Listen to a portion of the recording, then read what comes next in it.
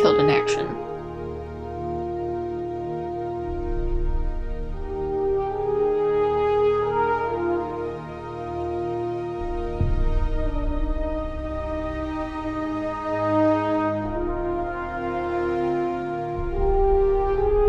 Hubler, remember that name? Mm-hmm.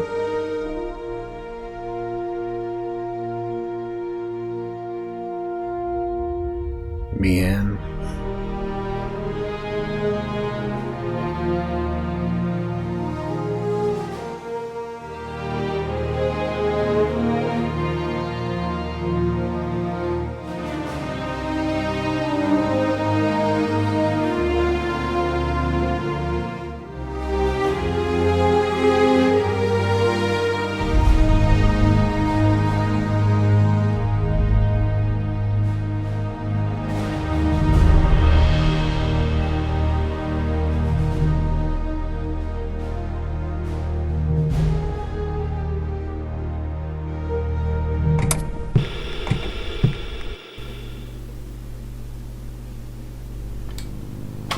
Howdy, folks. We're going back to You, Me, and the TV.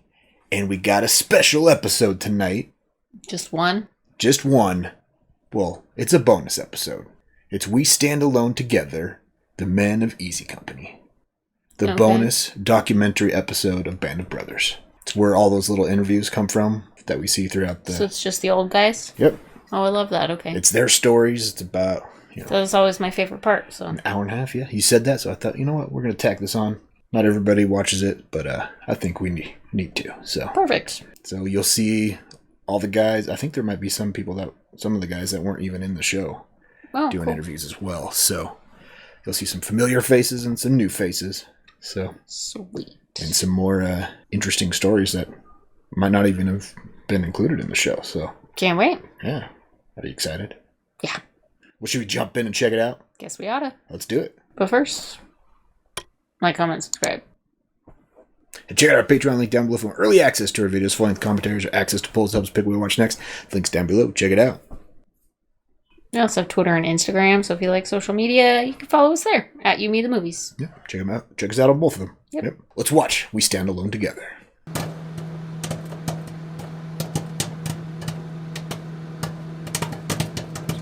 All I remember is a tremendous blast and a flash.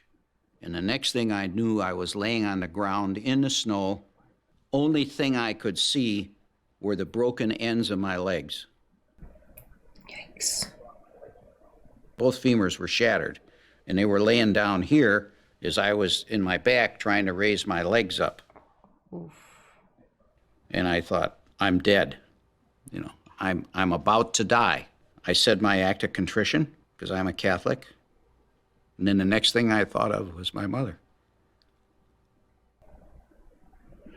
Oof. In 1942, the U.S. Army assembled a volunteer parachute regiment to jump behind enemy lines. Within this unit was a company of men who found themselves at the forefront of the war in Europe. They parachuted into Normandy on D-Day, fought for the liberation of Holland, held the front line in the Battle of the Bulge, and captured Hitler's Eagle's Nest. This company sustained one of the highest casualty rates of the war. These were the Men of Easy Company, 506th Parachute Infantry Regiment, 101st Airborne Division. This is their story. We stand alone together. The Men of Easy Company. My nickname was Babe, and my mother, she was a little Irish broad, red hair, fiery. Great woman, great woman. When I got to about 10, I got a paper route. You know, that $5 a month I made, something like that, you know. That was my first job, was a paper route. You know those people better than you will ever know anybody in your life. I mean, you know them right down to the final thing, you know. That comes when you start your training, while that progresses. Yeah, when you throw up together running miles, you get pretty close, huh? We marched 118 miles in 3 days. The training I got and the men I trained with gave me the confidence to go into battle. Easy Company was formed in July 1942 at Camp Toccoa, Georgia. I weighed about 130. If I'd have lost 40 pounds, I wouldn't have been big enough to stay. Use them as a parachute. Another unit. Of course, the name Currahee, as I understand it, means we stand alone together. It became a symbol of the camp. You would still go out on your own and run the mountain at night, which was ridiculous because when you had to run it during the day, all you did was bitch and moan. Coming down is great. It affects everybody different. Felt like a bird flying in the air. Broke my foot on the first one. Good drop. You take one wrong step and you're break your leg. And you land. Coming down is great. I was small too, and I didn't hurt myself when I hit the ground. Some of the big ones hit the ground like a ton of, what's his name? A ton of what's his name? September 3rd, 1943, after 15 months of training, Easy Company boarded the transport ship Samaria, bound for England. The Atlantic crossing lasted 12 days. Preparations for the Allied invasion continued for another 8 months. Spring 1944, Aldbourne, England. We were ready. We were stationed in England for about a year before D-Day. We had a lot of maneuvers and parachute jumping. We carried everything that we thought we could carry in the line of personal items, plus the necessary things we were assigned to carry. And we were loaded. Yeah, they were. So they have all these plans, and then you know how it ends up. They don't go where they're planned to. June 6th. D-Day. 13,400 American paratroopers spearheaded the Allied invasion. And I saw the thousands of craft, ships, everything from LCIs to battleships down there in the channel. And I think that's when I first realized how large the invasion was, tremendously large, the invasion. Opening blast from the opening shot from the prop blast, it broke this chin strap that we had on this helmet liner, and that's when I lost this famous leg bag. It's supposed to weigh 10, 15 pounds. By the time you get done, it's 40 or 50 or 60 pounds. I was one of them. It tore right off. And lower than we should have been, but that wasn't bad either because you got to the ground quicker. Throw that leg out, prop blast will hit it, and you're gone. Only I was gone out, and my leg was in, and I was hanging upside down. No, And Paul rolled me out. Paul Rogers rolled me out. I just helped him out. I just threw him out, I guess. Good man. And I could see the tracers, and they were kind of spraying around in the air.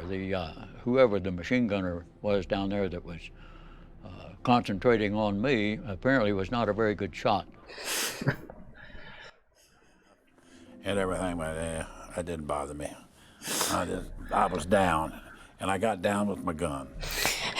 He's just like, I'm just glad to be on the ground here. I cut those risers with, I think, one swipe, and I come down that tree like a monkey. Trench knife and a canteen and about 6 candy bars in my pocket. As it worked out for all of us, later on we run across somebody who had been killed, and you take his weapon, and that's how you get a weapon for D-Day. Like PUBG, you just gotta find whatever you can find. Yeah. Yikes. Survive. On those boats, those Germans had those big guns aimed right at them, and just waiting on them. Oh, they had it tough. Every soldier on D-Day was forged in fire, just right out of the gate. Mm-hmm. And Utah Beach. People out of the landing craft were trying to come onto the beach, and they were firing right down on them. 3 miles from Utah Beach, 405 millimeter cannons fired from the a camouflaged position.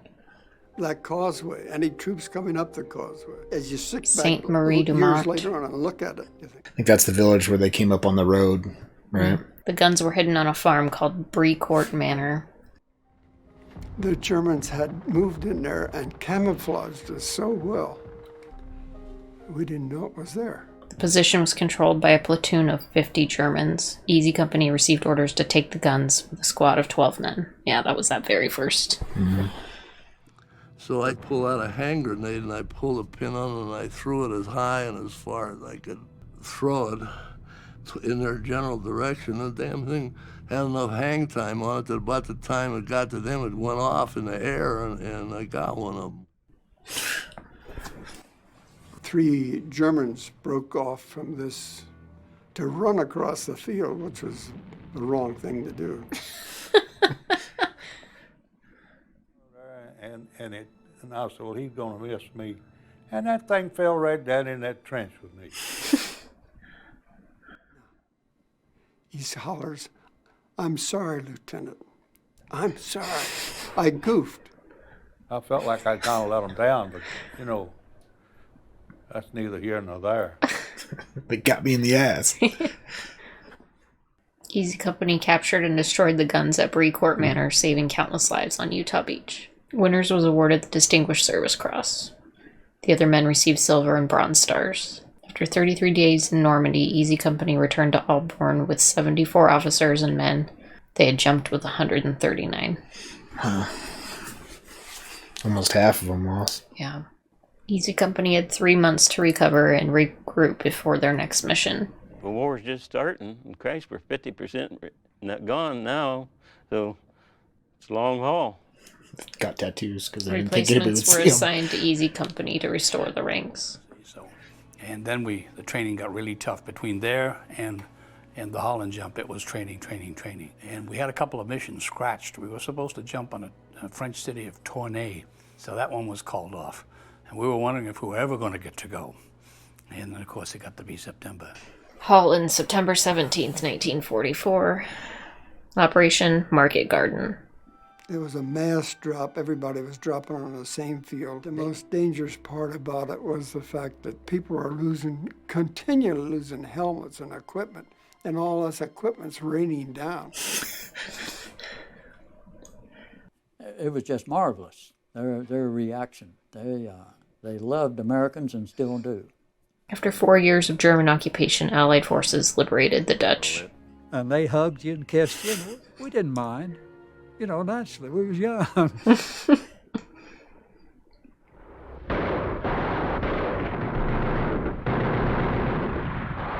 Battling from village to village along Hell's Highway, Easy Company crossed Holland to the Rhine River. And I think I threw the 8 grenades in about 4 seconds. And then I took off. It's a lot of grenades to carry. Okay. I said, I'm going to go see Jim. He said, as bad as he was hurting, he said, Heffron, I already checked him. He's gone. 9 men of Easy Company lost their lives in Holland.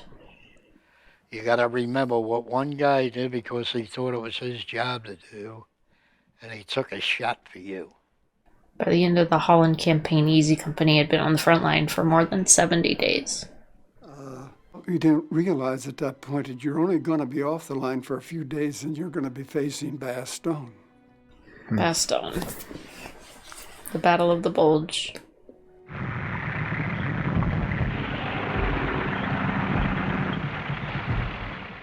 On December 16th, 1944, Hitler launched a massive offensive into the Ardennes woods of Belgium. He achieved complete surprise.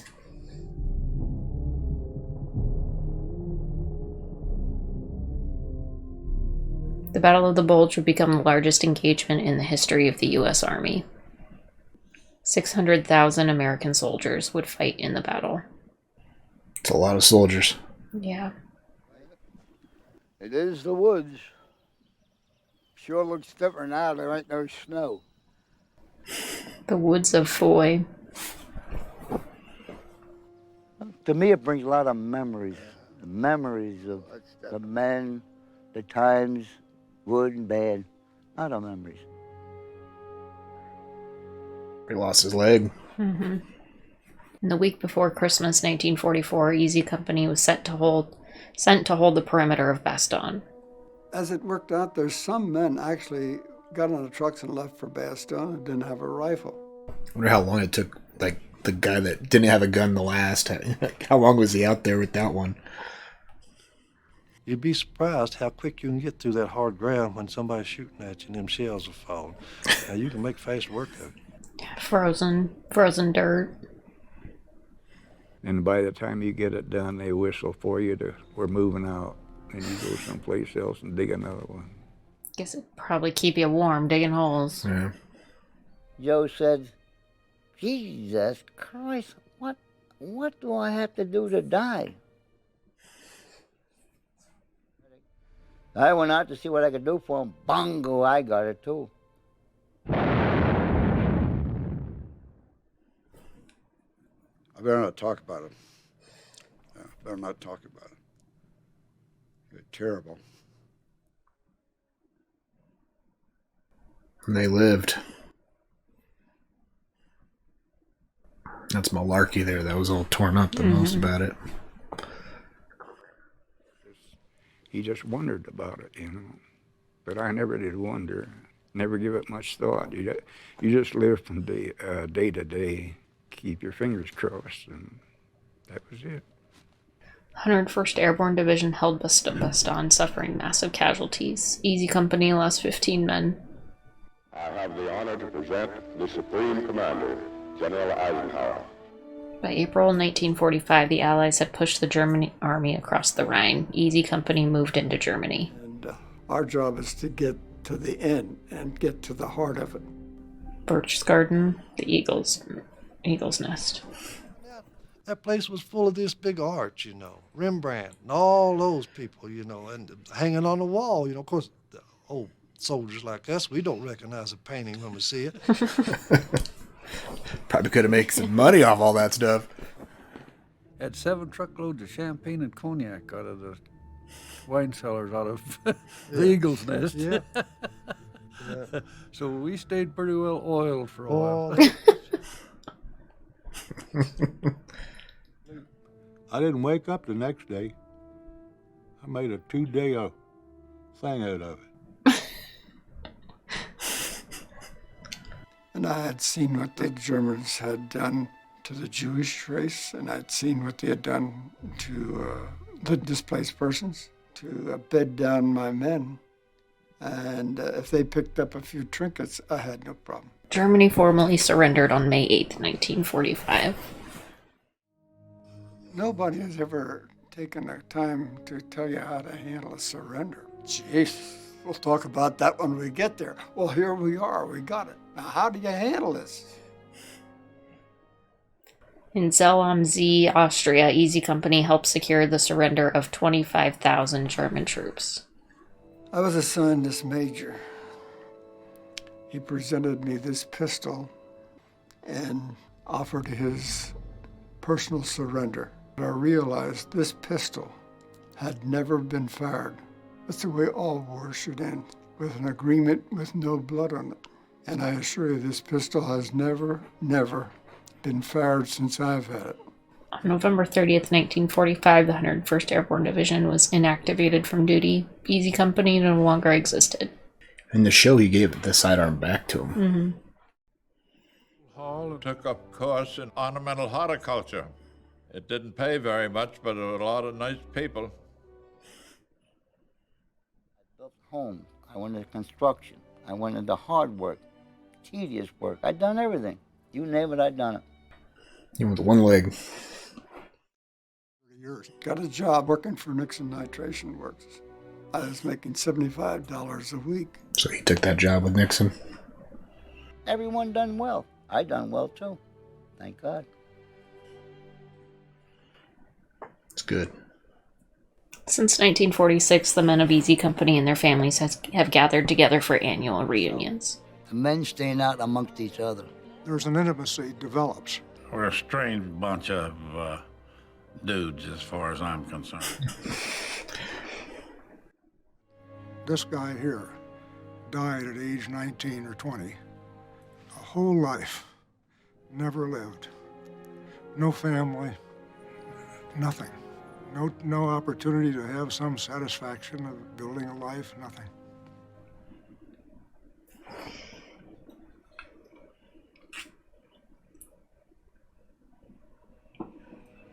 I admire that. It held my father even on his tombstone as Sergeant Joe Toy.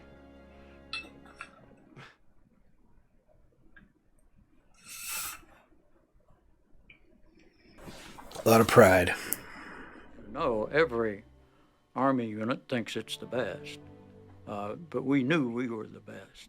Their heads, the ones that are buried in the cemeteries. Those are the true heroes, not us. The son and the mother and father of the heroes of the Second World War. Very, very, very few heroes that came back from the war. They're still over there.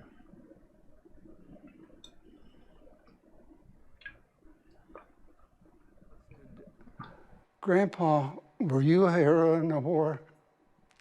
Grandpa said no, but I served in a company of heroes.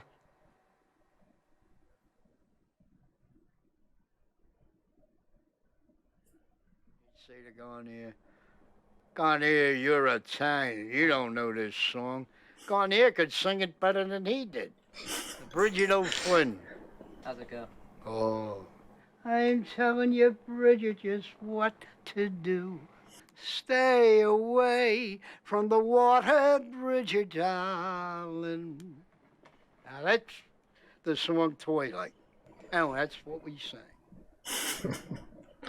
2 beers, you were drunk. Because you were in great physical condition, you were too peaked, and 2 beers, you were high as Georgia Pine. He's got a good voice. Yeah. He said Garnier had a better voice. Mm-hmm. All right. The Men of Easy Company. Yeah, that was a good one. I find it interesting that they all have the same outlook on when they came home, that they weren't the heroes. Yeah. The men that died over there were. It's just... I don't think they build people the same way that they did back then. No. Different values, not to say that not everybody, that there aren't people out there that still have those kind of values and that kind of character, but boy, not many do anymore. Well, I was just thinking about when they were talking about throwing grenades, or what's his name threw those 8 grenades. They all played baseball back then, right? And they made the American grenade the same weight and size as a baseball. Oh, really? So all the men so could, it was easy could to throw. them. And I'm just thinking, nobody plays baseball that much anymore, right? Yeah. Just the few, right? It's not as popular of a sport as it was back then. It's true. It was America's sport. Yeah, so it's interesting thinking about. I'm sure grenades have changed a lot since World War II as well. So yeah, just that whole baseball connection in the war. Yeah. So what else is on your mind? Yeah, words can't really express it. Yeah. It's nice hearing it from their words. Yeah. Right? Mm-hmm. And also hearing the differences in what we saw on the show, and then some of the stories are actually different than. Yeah. Like Winter saying he kept that gun. He kept that gun, yeah. So we saw representation of what they went through, but it was no way to capture what they actually went through. Yeah. Them talking about Bastogne and the hellish fireworks show that they experienced. And it was during the show, what's his name? Lip talked about how beautiful it was and how he was laughing the whole time, the first barrage. Mm-hmm. But it was also, terrifyingly beautiful what they showed us in Band of Brothers. Yeah.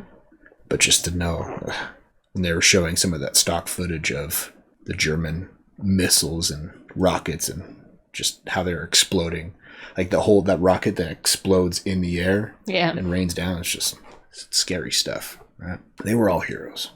Absolutely, yeah. Even if they don't consider themselves that. Yeah. Well, what should people comment on? Give us some stories of family members or friends who fought in World War II. Maybe they were in Easy Company or the 101st Airborne, or maybe they were in the other armed forces. Let us know their stories. We love hearing those personal stories and all of our heroes. So, anything else? Thanks for watching along. Yeah. Until next time, have a good one. Bye.